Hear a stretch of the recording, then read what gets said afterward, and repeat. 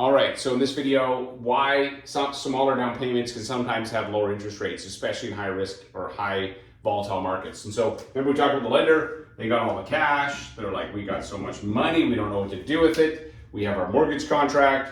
And then there's this guy over here who's like, hey, I want some money. And they're like, you know, if we lend you money with less than 20% down, or with more than 20% down, if you miss your payments, if the bottom fell of the market, the bank has to chase after you, and we have recourse loans, which I'll talk about in another video.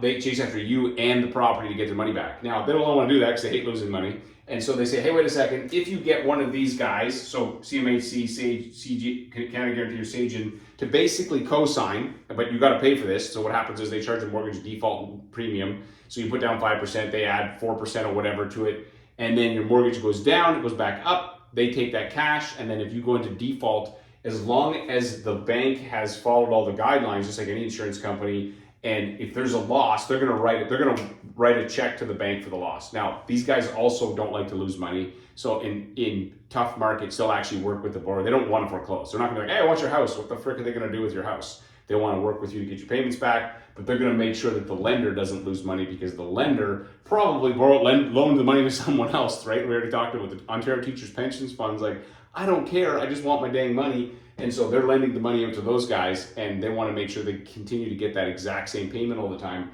And so this is one of the ways. So there was a period where if you had less than 25% down, had better interest rates than 20, because it was like, well, with 5% down, the government's co-signing, so I'm good. But if you put 20%, the bank's taking the risk. They don't like to take the risk. So that's what can cause that sometimes.